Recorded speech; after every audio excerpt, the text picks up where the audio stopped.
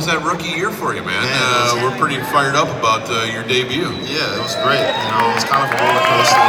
Started off hurt. Took a long time to get back. Had to have a lot of patience. But when I got on that field, it was a blessing. It was fun. We went 4-1 in the last couple of games that I started, and I think everything's going upwards for next year. I remember going into the draft, you finished your last season at Colorado a little bit hurt too, right? The last game. Turf toe, the bowl game against Oklahoma State, right? Yeah. You were a little messed up physically there, and that had nothing to do with the injuries that started this year, though, right? Oh, nah. But the NFL is just a different level, man. And you're always trying to prepare so hard, work so hard in the offseason. And I think I just kind of overworked a little bit, and that's how my hamstring went. So it had nothing to do with the turf toe, but, it's good getting back. That was really one of the bright spots. Yourself, Jordan Lewis, Xavier Woods. It's a good nucleus of young guys back there. Yeah, and it's fun. We're still trying to create a name for ourselves in this league. And hopefully next year we establish ourselves a little bit more and keep making plays. You finished the season on a high, you said, and you intercepted the Super Bowl MVP. Oh yeah, that's a good accomplishment, right? Yeah. Were you shocked that they won it? A little bit. We beat them. You beat them, and they didn't have their starting quarterback. That doesn't happen very often. Not that often. And we faced their starters, and obviously they're a great team, and congrats to them. But obviously, as a football player, you wish you were there. You know what I'm saying? I think if we were in that position, hopefully we get in that position next year. Last year, they beat the Cowboys on the final day of the season. Yeah. And the Cowboys were headed to the playoffs. Mm-hmm. This year, you beat them on the final day of the season.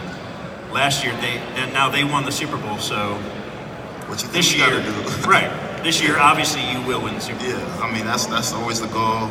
As a competitor, any team will say that they want to win the Super Bowl, and that's definitely what we're headed for. Have you had a chance to visit with Chris Richard yet?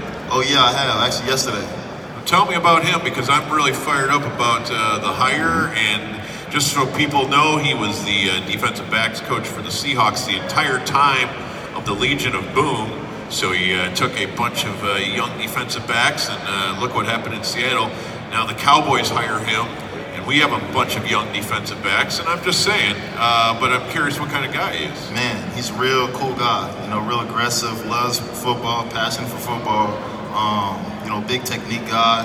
And, when I talk to him, it's kind of one of them people you just kind of like, you kind of just start trembling. You want to get ready, you want to suit up right then, and I think he really got me hyped up, with our conversation yesterday. He's a man of God, so it's all things that we align together with, and I think he's definitely going to help us develop. How different do you think things will be back there? Are you guys going to do what?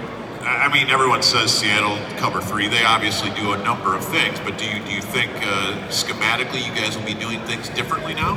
We'll see. Obviously we haven't started any organized activities, but we still have Coach Marinelli back there. His philosophy is probably going to stay the same, so we'll probably change a little bit of things, but not totally. Okay. Mm-hmm. Does Coach Marinelli's voice freak you out a little bit? At first, it's a little intimidating, but I'm kind of lucky. I'm not playing exactly for him.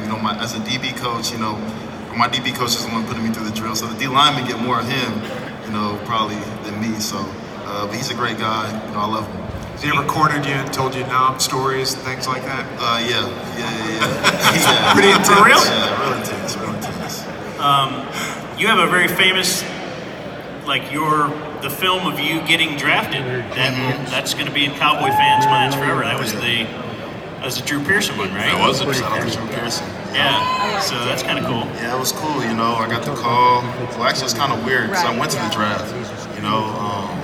Expecting to go first or second round, and then when I did get picked in the first round, we went home, and then I got the call from Jerry Jones. I was really excited, and I kind of left the room because I was just so excited. And all of a sudden, I just hear something on the TV, someone just yelling. You know what I'm saying? And I'll go to the TV, and it's Drew Pearson, and it's me. And I was just like, it's crazy. It was great. So, Surreal? Surreal. What'd you do? Surreal. Were you with family and friends? Definitely family and friends. Yeah.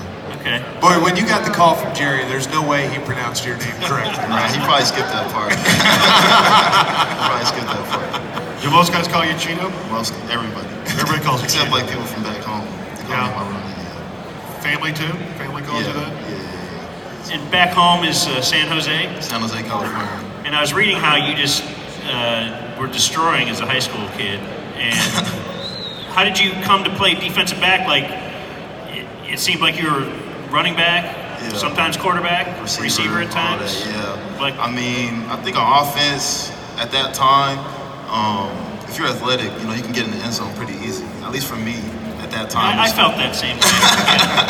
I felt like playing DB. You know, it took a lot of technique, took a lot of focus, and that's kind of the part of the game that I like is, you know, trying to get a skill and, you know, just keep toning it until you perfect it. So I kind of fell in love with that position more than running back or receiver. Were you recruited as anything else? Yeah, you know, I was recruited as a running back. I could have went to college as a running back or a receiver. But then, you know, actually on my highlight tape in high school, I kind of took all my running back receiver plays out of my highlight tape and tried to make it all defense just so teams would really? recruit me. Yeah, that's what you wanted to do. Yeah, but I kind of regret it now because when I go back, I lost all my film. I can't prove to anybody that I was a good running back or receiver. So yeah, I'm still looking for that film. Got to be careful when you mess around with that huddle page, right? Yeah, you gotta. What was the bigger jump, high school to college or college to pro? What was the toughest? High school to college. Really? Yeah, high school to college. High school, you know, you get away with a lot of things. You know, technique-wise, you don't have to have a lot. You can just go out there and play. But then college was the first time, you know, you're really in a structured, you know, environment all throughout the year. You know, weight room-wise, practice-wise, meetings. You know, we didn't really have too many meetings in high school, so I think that was the biggest jump. I was super impressed when you were at Colorado with your ability to play corner or safety, or I mean, you were in the backfield all the time. It seems like you can do a lot of things back there. Do you, especially with this week's news, Byron looks like he'll be playing more corner from now on. Do you feel like you are set at corner, or might they take a look at you at safety, or has that been defined at all, do you think? I don't think it's been defined at all. And I think the reason that is just because, like, I'm not a guy that's, you know, selfish or has an ego.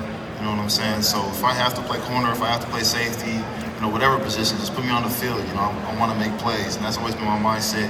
And I always want to go after the ball. So, you know, I'm just one of those guys that loves football. Put me on the field, you know, I'll do anything. I think you like blitzing a little bit. If your college tape says anything, you like to get up there with the quarterback and mess with him a little bit. Yeah, I got I think 10 sacks in college. That's right. Weird for a defensive back, but you know, my defensive coordinator back then, Coach Levitt, put me in a lot of those positions, and I was able to make some plays. So it was fun.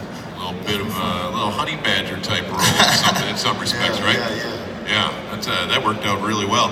So as you guys continue to try to come together as a defense and figure things out, what do you think you guys as a group have to do better next season? I think we need to be more consistent, definitely more consistent, and definitely prepare a little bit better. And just as us young guys, you know, we're kind of wide-eyed coming into this league, trying to see, you know, how it is.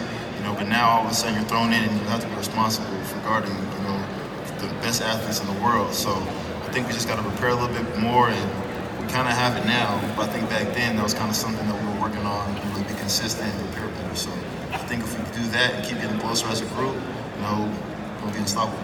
Did you get a chance to bow up to Jerry Rice and tell him you could shut him down? Nah, I didn't. He's too old. He's too old now. Now you can shut him down. Oh, don't tell him that. So, if I can understand this correctly, I had a media guy who does a publication for NFL athletes of African heritage, whose family, was it your parents were originally from Nigeria, or grandparents? My parents. Okay, and so I understand that you were able to travel back there several years back and kind of get a feel for it a little bit? Yeah, I mean, it was good. You know, it was my sophomore year in high school.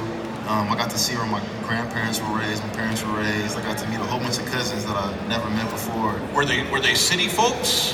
Like, were they from some of the bigger cities in Nigeria? Some of them were, some of them weren't. Okay. You know, Nigeria is definitely an interesting place. You have a city, you have villages, you have all types of things. But most of them were city folks, and you know, we got along real good. And I feel like that's when I became a man. You know, I got to really understand my culture and about my history. So. Have you been back since? No, I haven't. You know, now football's been going every time. You know, we used to like to go during Christmas time, so obviously we play during Christmas. There's a there's a large group of professional athletes of Nigerian heritage, right? Yeah. Something's happening, and it's a great thing. We're starting to inspire, a lot of younger kids of that heritage, to play football, play sports. Our parents are really big on academics, and everybody wants to be a doctor or a lawyer. And now, a lot of us playing sports, giving them another way to, another group of people to look up to. Yeah, academics are overrated. Yeah, forget that. Have you ever heard of the Nigerian nightmare? Oh, Christian Okoye. Okay. Yeah, I've talked to him. Oh yeah? Yeah, wow. He follows me on Twitter. I found that Nigeria has their first ever Winter Olympic athlete. Oh, really? Does that excite you? Oh, yeah, it does. Clearly, since you just learned about it now. He's on the skeleton, so it's like that, right? But it's just by yourself. That's head first luge. Blues, okay. Yeah. No, I didn't hear about that one. Yeah, he's the first ever winter athlete. I don't think it's probably pretty back in the pack. He doesn't really have a medal yet. They have a very limited winter in Nigeria, I understand. Yeah, very limited. Have you watched the Winter Olympics? I've watched some of it. I seen the skiing and then they shoot with the rifle. I've never seen that before. Yeah, It's all confusing. They was hitting that thing though. They're good at it. Well, they practice. It's a pretty big thing. Well, that's awesome, man. It's great to have you out here at TicketStock and get a chance to meet the fans. We get a chance to meet you. They talk about that big jump between years 1 and years 2 for a pro, right? So your off-season here is probably pretty key. Yeah, real big. And I have a lot of expectations for myself.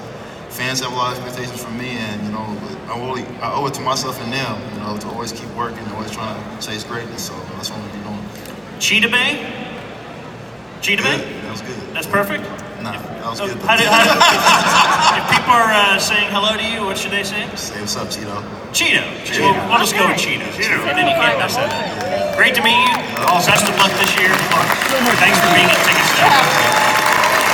Here's Cheeto. Signing autographs at a TicketStock near you soon. More at the Irving Convention